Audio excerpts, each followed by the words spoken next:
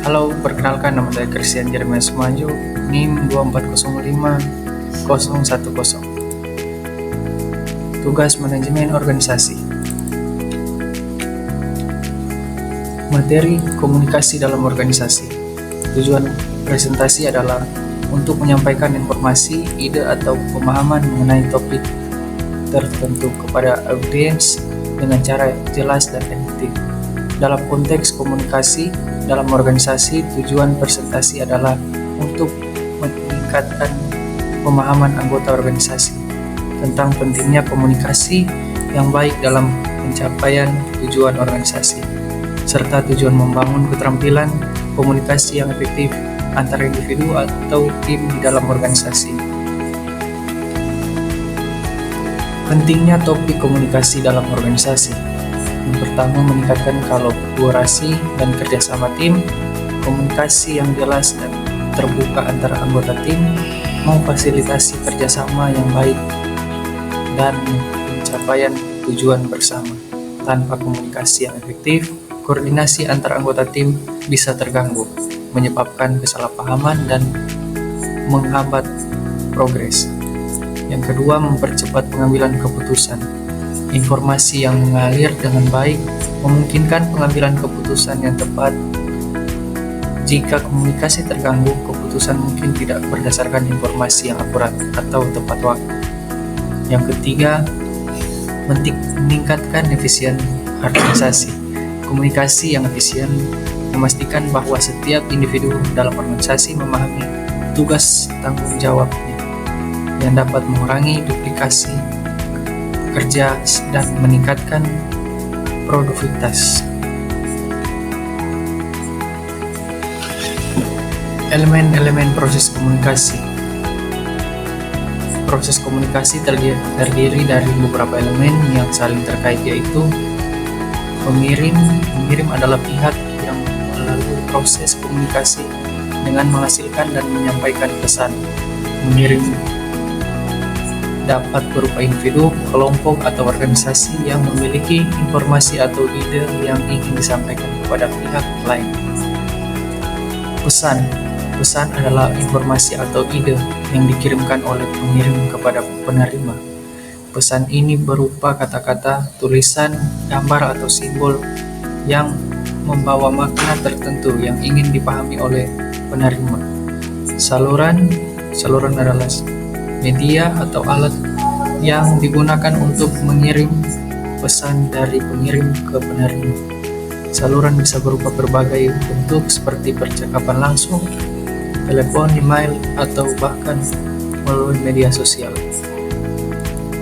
Pengertian komunikasi. Pengertian komunikasi adalah proses penyampaian informasi, ide, pikiran, atau perasaan antara individu atau kelompok melalui berbagai media, baik secara verbal maupun non-verbal. Komunikasi melibatkan pengirim pesan dari pengirim kepada penerima dengan tujuan agar informasi tersebut dipahami dengan cara yang benar dan efektif. Dalam konteks yang lebih luas, komunikasi juga dapat melibatkan berbagai elemen yang dapat mendukung pengiriman dan penerimaan pesan, baik dalam bentuk lisan, tulisan, maupun isyarat non-verbal.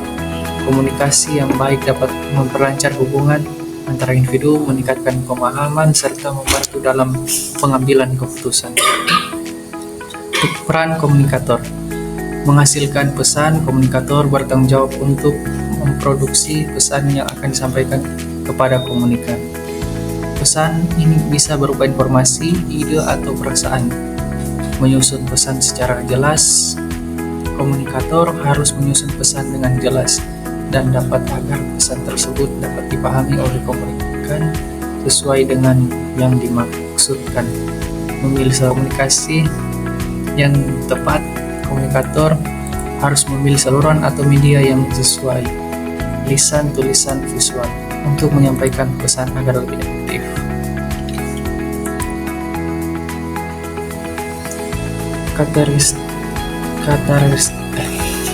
Karakteristik komunikator yang efektif. Keterampilan komunikasi yang baik memiliki kemampuan untuk menyampaikan pesan secara jelas dan mudah dipahami. percaya diri. Komunikator yang percaya diri mampu menyampaikan pesan dengan lebih efektif dan menyampaikan pesan dengan lebih efektif dan meyakinkan. Keterbukaan, komunikator harus terbuka dan siap menerima umpan balik seperti mendengarkan pendapat dari komunikan. Empati, kemampuan untuk memahami perasaan dan perspektif komunikan yang memungkinkan komunikasi berjalan lebih lancar dan lebih efektif.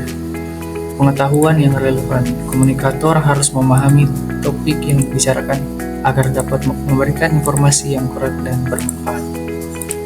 Hukum komunikasi, respect.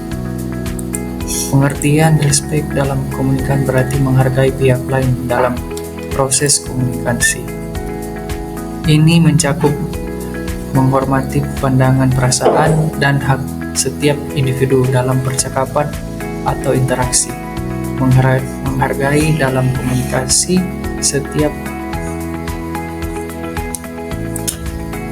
dalam komunikasi tidak hanya berbicara dengan sopan tetapi juga mendengarkan dengan penuh perhatian dan menerima perbedaan pendapat dengan sikap terbuka. Pentingnya respect dalam komunikasi. Menciptakan lingkungan yang positif. Ketika seseorang merasa dihargai dalam komunikasi, ia cenderung merasa lebih nyaman dan terbuka untuk berbagi pikiran dan perasaan. Hal ini memperkuat hubungan dan membangun kepercayaan antara pihak yang berkomunikasi. Menghindari konflik dengan menghargai orang lain, kita mengurangi kemungkinan terjadinya salah paham atau konflik. Komunikasi yang penuh penghargaan memungkinkan kedua belah pihak untuk mendiskusikan masalah secara konstruktif dan menghindari ekstasi masalah. Menghargai perbedaan. Respect juga berarti menerima bahwa setiap orang memiliki latar belakang, nilai, dan pandangan yang berbeda. Dalam komunikasi, ini berarti tidak memaksakan pandangan pribadi, melainkan terbuka untuk mendengarkan dan memahami perspektif orang lain. Berikut karakteristik respect dalam komunikasi. Yang pertama, sopan santun. Menggunakan bahasa yang sopan, menghindari kata-kata kasar atau penghinaan. Yang kedua, mendengarkan aktif. Memberikan perhatian penuh saat orang lain berbicara, serta menunjukkan bahwa kita peduli dan menghargai apa yang mereka katakan. Yang ketiga, penghargaan terhadap waktu dan perasaan orang lain. Menghindari gangguan saat orang lain berbicara, memahami bahwa waktu dan perasaan mereka juga berharga. Hukum komunikasi. Pengertian dalam komunikasi berarti menyampaikan pesan dengan jelas, mudah dipahami, dan tanpa kebingungan. Ini mencakup penyusunan pesan yang terstruktur dengan baik serta menggunakan bahasa yang tepat agar audiens atau penerima pesan dapat menangkap makna pesan dengan benar. Karakteristik dalam komunikasi. Bahasa yang sederhana dan tepat, menghindari penggunaan jargon atau kata-kata yang sulit dipahami, terutama jika audiens atau penerima pesan tidak familiar dengan istilah tersebut. Struktur yang terorganisir, pesan disampaikan harus memiliki struktur yang jelas. Misalnya, diawali dengan pendahuluan, diikuti dengan isi, dan diakhiri dengan kesimpulan atau tindakan yang diharapkan. Contoh clarity dalam komunikasi. Dalam rapat kerja, seseorang manajer menjelaskan tugas dengan cara yang langsung dan sederhana, memastikan semua anggota tim tahu apa yang perlu dilakukan dan kapan tanggal waktunya. Dalam memberi instruksi atau arahan, seseorang guru memberikan penjelasan yang jelas dan terstruktur tanpa menggunakan bahasa yang ambigu. Contoh respect dalam komunikasi. Ketika berdiskusi, kita tidak memotong pembicara orang lain, tetapi memberikan kesempatan kepada mereka untuk menyelesaikan pendapatnya terlebih dahulu. Pentingnya clarity dalam komunikasi. Mengurangi kesalahpahaman. Salah satu penyebab utama dari kesalahpahaman adalah komunikasi adalah pesan yang tidak jelas. Jika pesan disampaikan dengan cara yang membingungkan atau tidak terstruktur, penerima pesan bisa salah menafsirkan maksud pengirim. Kejelasan mengurangi potensi kesalahan dan meningkatkan akurasi pemahaman. Yang kedua, efisiensi dalam penyampaian komunikasi yang jelas memungkinkan proses penyampaian pesan menjadi lebih cepat dan efisien.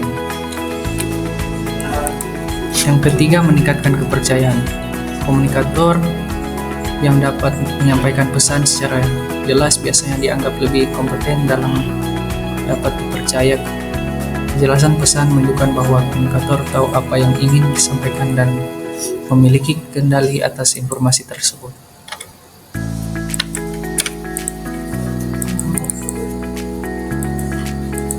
Kesimpulan: 1. Pentingnya komunikasi dalam organisasi. Komunikasi yang aktif adalah kunci keberhasilan dalam organisasi karena mempengaruhi koordinasi, hubungan antar individu, dan pengambilan keputusan. Yang kedua, komponen utama komunikasi. Komunikasi yang efektif mencakup pengirim pesan yang jelas, pemahaman yang baik antara pihak yang terlibat, dan umpan balik yang konstruktif. Yang ketiga, hambatan dalam komunikasi. Hambatan komunikasi seringkali muncul dari kesalahan ekspresi, perbedaan budaya, perbedaan bahasa, atau ketidakjelasan dalam penyampaian pesan.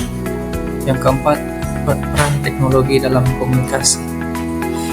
Teknologi dapat mendukung komunikasi dengan mempercepat arus informasi dan memungkinkan kolaborasi jarak jauh, tetapi juga membawa tantangan terkait dengan kebisingan informasi dan kurangnya interaksi langsung. Rekomendasi untuk membangun komunikasi yang efektif dalam organisasi. Yang pertama, pelatihan komunikasi. Menyelenggarakan pelatihan komunikasi bagi karyawan untuk meningkatkan keterampilan dan mendengarkan aktif, menyampaikan pesan secara jelas, dan memberi serta menerima umpan balik secara konstruktif.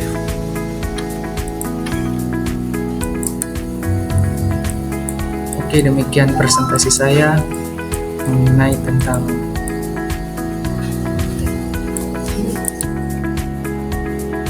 manajemen organisasi.